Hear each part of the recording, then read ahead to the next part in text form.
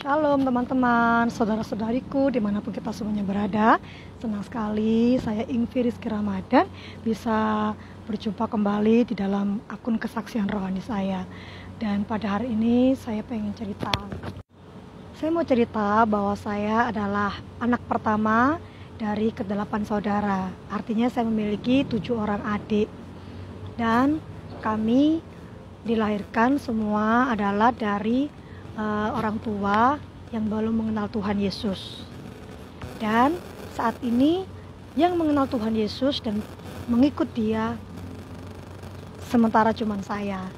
Jadi selama 13 tahun ini saya seorang diri berjuang bagaimana supaya saya bisa mengikut Tuhan, sekalipun banyak rintangan dan tantangan, banyak sekali hujatan dan juga penghakiman, baik dari keluarga ataupun orang lain. Nah, tetapi saya sangat mengasihi keluarga saya sedari kecil. Kami memang lahir dari keluarga yang sangat minus, sehingga kami harus mencari uang sendiri, mencari penghidupan sendiri, mencari uang sekolah sendiri dari saya SD, SMP sampai SMA. SD dulu saya dan adik-adik saya berjualan gorengan gitu, dan saya juga mengalami bully atau mengalami omongan yang tidak enak dari teman-teman atau juga dari guru-guru gitu. Kemudian saya lewati, saya SMP, saya SMA. Saya SMA ngamen ya di salah satu traffic lamp kota Surabaya. Terus saya juga jualan koran, dan saya juga pernah ketangkep 3 kali sama Pol PP karena kan tidak boleh anak di bawah umur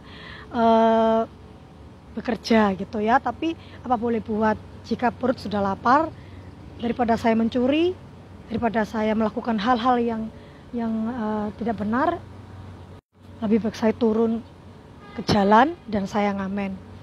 Nah, dari dulu itu karena saya anak pertama, saya menjadi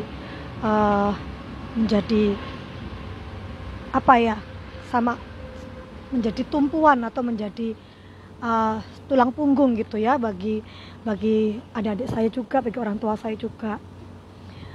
Sampai pada hari ini juga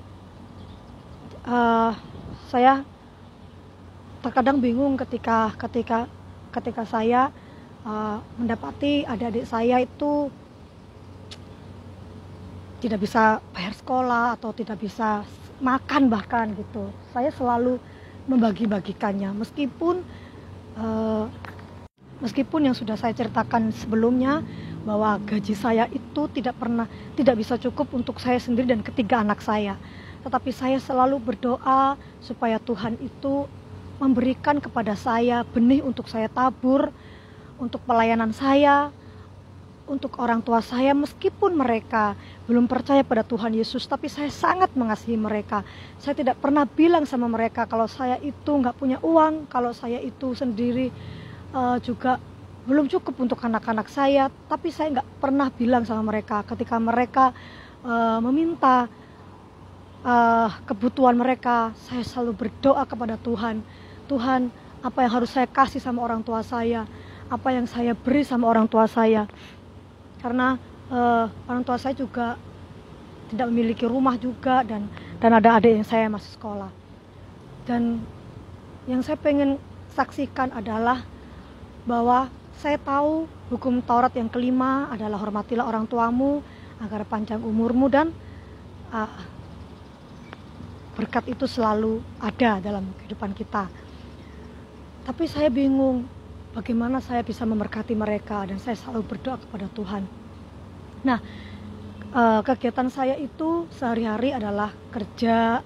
Kalau jam segini saya kerja ya, nanti pulang jam 4, jam 5. Terus saya kuliah, dan saya kuliah ini saya disponsori oleh seseorang.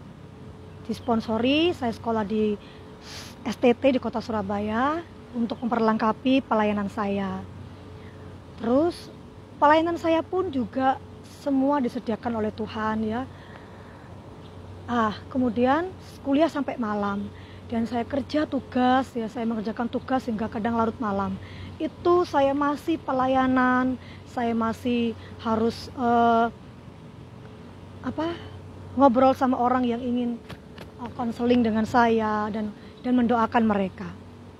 Kemudian saya itu merasa sangat lelah ya, sangat lelah gitu. Tubuh saya sangat capek, tubuh saya sangat merasa nggak kuat gitu. Tuhan, saya nggak kuat, dari pagi saya harus bekerja keliling ya, naik motor dari Surabaya Sidoarjo, terus kemudian saya harus pulangnya, saya harus kuliah, dan setelah kuliah saya harus kerjain tugas, kemudian saya harus mendoakan, saya masih harus melayani. Saya tidur kurang lebih 4 sampai 5 jam dalam satu hari, dan saya merasakan capek sekali. Tetapi ada suatu penghiburan yang besar dari Tuhan, dan ada kekuatan yang besar dari Tuhan ketika saya itu tidak pernah bilang sama siapa-siapa. Contohnya ketika saya membutuhkan uang SPP anak saya, atau saya ingin memberkati orang tua saya, atau saya ingin memberikan kepada orang lain. Tuhan gerakan saya untuk melayani, misalkan kamu berangkat ya ke yayasan kanker, atau kamu berangkat ke panti asuhan A atau B, tapi saya nggak pernah punya uang. Tapi Tuhan memberikan saya penghiburan ketika ada seseorang yang memberkati pelayanan saya, yang memberkati orang tua saya, atau yang memberkati anak-anak saya. Saya bilang, Tuhan, ini ada uang masuk untuk apa? Saya selalu bertanya kepada Tuhan, Tuhan, ini uang masuk untuk apa? Dan Tuhan selalu memberikan petunjuk, ini untuk memberkati A, memberkati B. Bahkan Tuhan pernah bilang bahwa ini untuk orang tua kamu yang kamu sudah doakan. Sekalipun kamu gak punya uang, tapi kamu mengingat orang tuamu, kamu mengasihi mereka, sekalipun saat saya menjadi murtadin. Pada awalnya dulu saya dibilang jual agama, saya dibilang murtad, saya dibilang tidak berakhlak, tidak memenuhi hukum fikih. Kadang saya juga diomongin di belakang ya. Kadang saya juga merasa bahwa saya dihakimi dan dihujat. Saya merasa bahwa itu adalah hal-hal yang wajar, dan meskipun saya dari kecil juga tidak pernah merasakan kasih sayang orang tua secara utuh, saya juga belum pernah merasakan bagaimana hidup cukup bahkan berlimpahan. Tetapi saya tetap mengasihi adik-adik saya, mengasihi orang tua saya, dan saya rindu bisa memberkati mereka di masa tua mereka, dan saya rindu saya bisa menjadi teladan dan menjadi berkat buat orang tua saya. Dan ketika Tuhan memberikan kepada saya, Tuhan, ini uang untuk apa? Tuhan bilang, ini untuk orang tuamu, ini untuk adikmu yang masih sekolah. Saya bilang, terima kasih Tuhan. Dan saya sangat terharu ketika Tuhan bilang, thank you ya. Saat kamu kecil sampai saat ini, kamu mengalami kepahitan hidup, tapi kamu tidak pahit sama aku.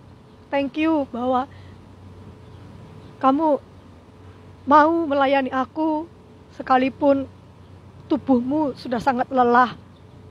Thank you ya, kamu sudah mengingat orang tuamu sekalipun banyak hal-hal yang trauma di dalam hidupmu. Dan ketika Tuhan bilang thank you sama saya, itu nggak pantas, itu nggak layak. Siapakah aku ini Tuhan, jadi biji matamu, siapa? Dan saya hanya hambanya, hanya jongos Tuhan yang tidak layak. Tuhan bilang thank you sama saya. Dan itulah kesaksian saya buat teman-teman yang saat ini melayani, baik itu dalam tenaga, pikiran, ataupun dana. Percayalah bahwa Tuhan itu mengerti, Tuhan itu peduli dan tidak pernah membiarkan kita sendiri.